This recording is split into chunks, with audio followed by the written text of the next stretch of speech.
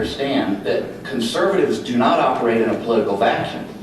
The day will come that they will apply the same kind of political rhetoric and aggression towards one of your nominees as you've been applying towards ours, and you're now applying towards Board. And she said to me, "Oh, Pat, please grow up." Sort of cynical. Now, to her credit, when my book came out, and reviewers and reporters went to her, she said, "I was unfair to Pat in that case. I misunderstood the point he was making." Now, why does that tie into this? Fairness, neutrality. Without it, not that I think things would go as far as you were hinting at in your talk, but who knows? If you don't have what we used to call the safety valve of the initiative process, and you referred to very deftly, I really like that, as a peacemaking process or a way to keep us engaged in the system. If we don't have that, we all know what the alternatives are. There was an alternative in 1776 when the king said, "If you speak against me, you go to jail." So what was the alternative to that? The First Amendment that protects guys like me and protects guys like Paul. There's a lot of things I could say, but I don't want to use up too much time. I'll just conclude by saying this. It would not be a foolish act. It would not be a cowardly act. It would be a brave act for Drew Edmondson to do the right thing. He is wrong in this prosecution. He needs to stop it. He's the Attorney General of the state. He can't stop it. He needs to stop it now. This is a threat to our freedom. It's a threat to my homosexual friends and their activism, and it's a threat to my traditional values friends and their activism, and everybody in between. Take every contentious issue that you can think of and apply this example to it. God help us all. God bless Paul Jacob. Free him now. Drew, stop it.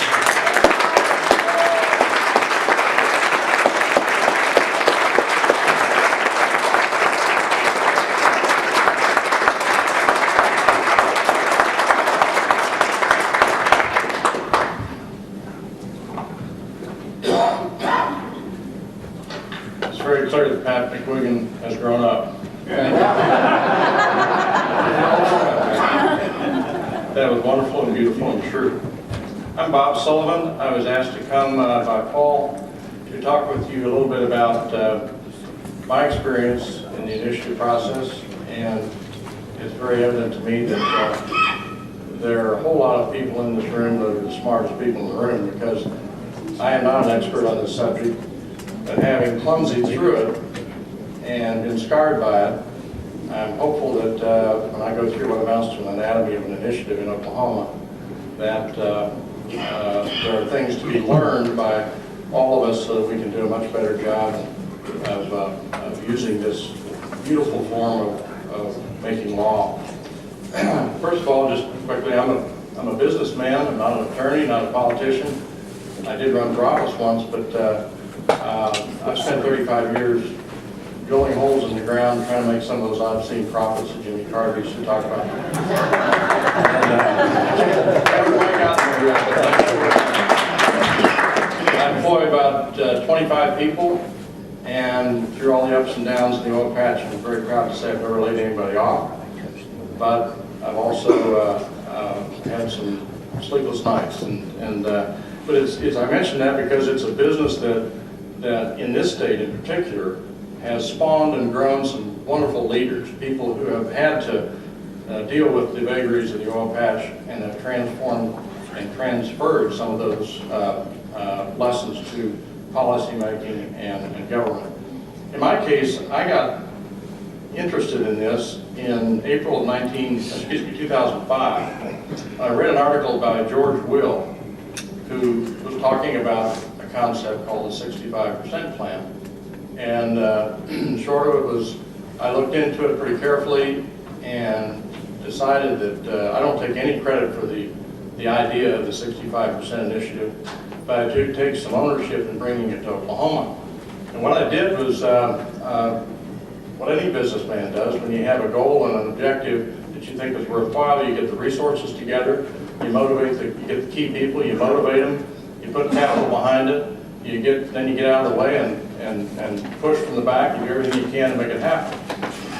In this case, the 65% plan, just to summarize it, refresh for those who don't recall or know much about it, it is basically a very simple law that we tried to get enacted that would require that 65 cents of every education dollar, and when I use the word education from here on, I'm talking about K through 12, not higher ed.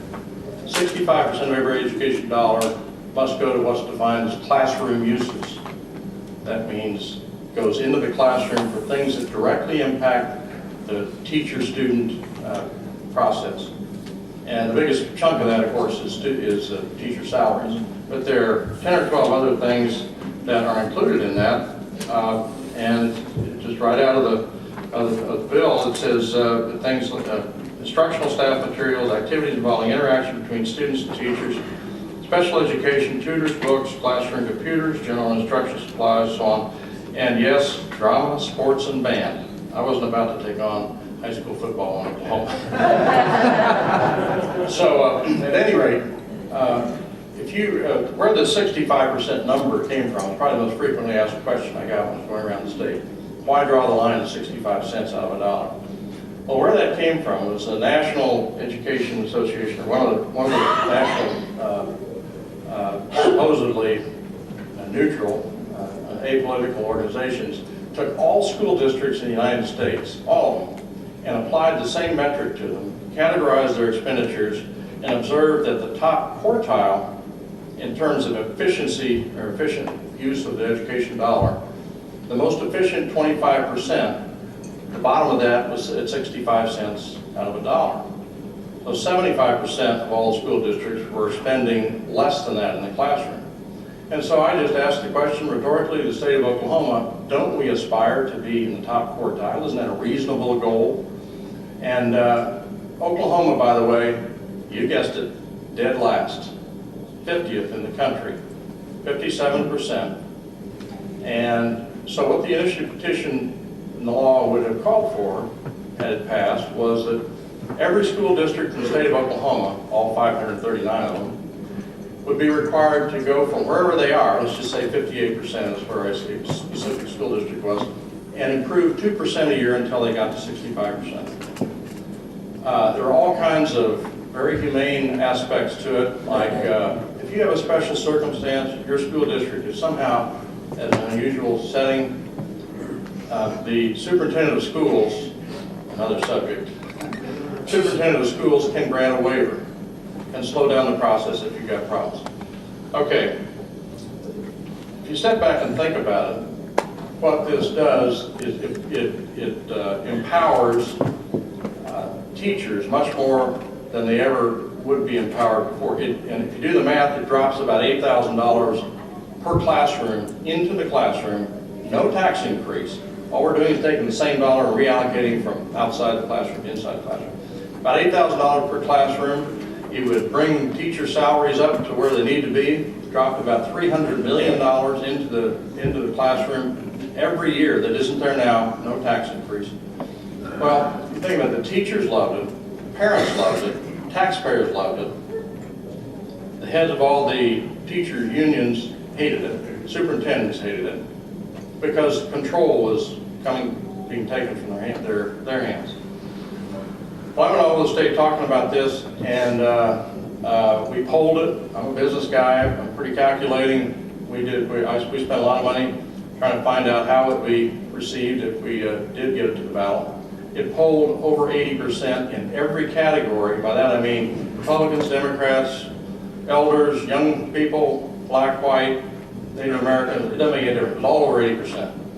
So if we could just get it to the ballot, we thought that this is a way to maybe upgrade the education process for tens of thousands of Oklahoma kids with no tax increase. Again, I'm a business guy. Throw a budget around it. We came up with $750,000 to get it on the ballot. That doesn't include money you'd need to vote yes. This is to get it on the ballot. roughly 300,000 of that was getting the signatures.